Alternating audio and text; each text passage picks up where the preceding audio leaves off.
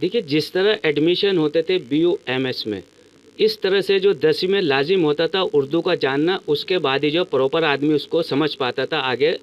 लेकिन अब अचानक उसको उर्दू को ख़त्म कर दिया गया है, तो आदमी आने वाला जो हिंदी इससे जानता होगा, वो उर्दू की दवाइयों के और अद्वियात के बारे में कैसे जान पाएगा। हमारे साथ इस वक्त डॉक्टर आमिर अतीक सिद्दीकी मौजूद हैं। हम इनसे जानना चाहेंगे कि इस सिलसिले में इनका क्या कहना है, इसका जो आने वाले जो डॉक्टर्स बनना चाहते हैं उस पर क्या असर पड़ेगा।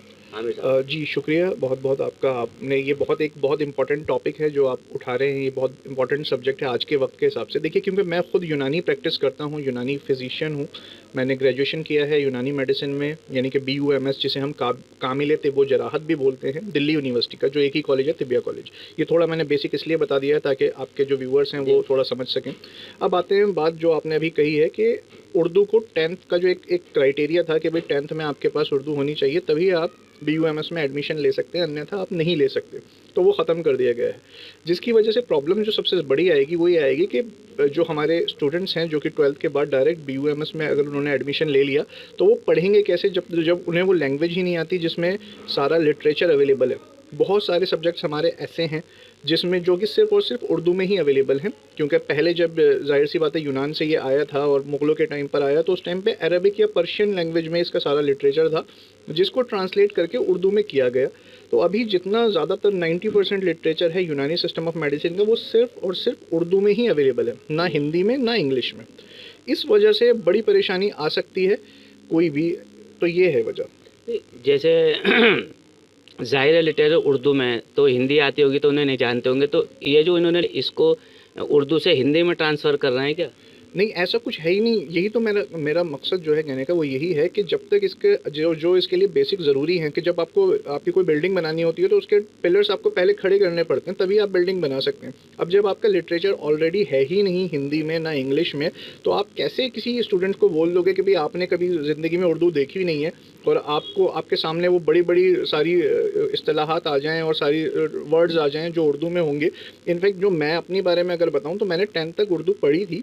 उसके बावजूद जब मैंने एडमिशन लिया तो मुझे शुरुआत में काफ़ी मुश्किलात का सामना करना पड़ा, क्योंकि जो उर्दू लिटरेचर है वो बहुत ही ज़्यादा कड़ी उर्दू में होता है उस वक्त के साथ। जैसे ये अचानक फैसला आ गया, जाहिर है आप जो डॉक्टर्स हैं, जो आपकी टीम के लोग मिलेंगे, तो आपका अगला कदम इस बारे में क्या रहेगा और किन से मुलाकात करेंगे? देखिए, हमारी यूनियंस में कुछ बात चल रही है, जो हमारी इस तरह की हमने बना रखे हैं इदारे यूनानी प्रैक्टिशनर्स के, और इसके बारे में बहुत सारे ख़त किताबत ऑलरेडी हम लोग कर चुके हैं मिनिस्ट्री ऑफ आयुष के साथ भी, जिसमें हमने इन्हीं सब चीज़ों का जो मैं आपको बता रहा हूँ इनका हमने तबसरा उसमें किया है और बताया गया है कि भाई ये मुश्किलात का सामना करना पड़ेगा, कैसे फ़िज़िबल है। इस तरह तो यूनानी आने वाले वक्त में ख़त्म ही हो जाएगा अगर इस तरीके से काम करेंगे तो।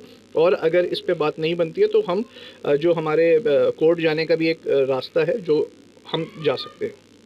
यही है कि कोर्ट जाएंगे, इससे पहले आप जो लोगों से मुलाकात करके उसमें करेंगे, लेकिन आप एक प्लेटफॉर्म पे लोगों को किस तरह से इकट्ठा करेंगे और राब्ते में किस तरह से आएंगे? देखिए, सोशल मीडिया ने इस मामले में बहुत अच्छा एक पैगाम दिया है, जिसकी वजह से बहुत सारे यूनानी प्रैक्टिशनर्स जो कि पूरे इंडिया में हैं, जो यूनानी की प्रैक्टिस करते हैं और जिन्होंने BUMS किया हुआ है, वो एक प्लेटफॉर्म पर ऑलरेडी आ चुके हैं डिफरेंट तंजीमों की जानिब से।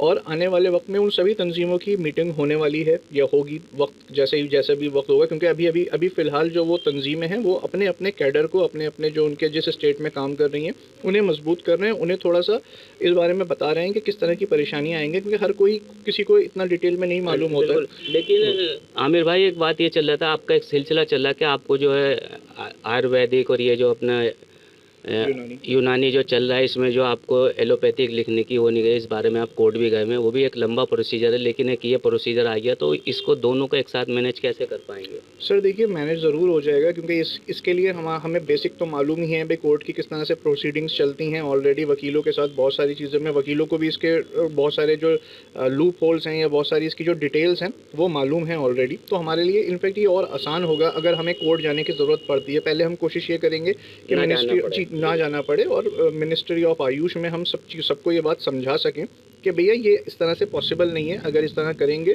तो ये आने वाले स्टूडेंट्स के लिए भी और यूनानी के लिए भी बड़ा एक मुश्किल वक्त का होने का संभावना है। देखिए, ये थे आमिर साहब, इन्होंने जो बात बताई बिल्कुल से, जो 10वीं में उर्दू होना लाजिम था उसको ख़त्म कर दिया गया। लेकिन जब आदमी बीयूएमएस में जाएगा और उसको हिंदी में पढ़ता हुआ आएगा तो उसको बाद में बहुत परेशानी होगी। ये उर्दू जानते थे, बावजूद इसके भी इन्हें बहुत परेशानी और स्टूडेंट को भी परेशानी होती है।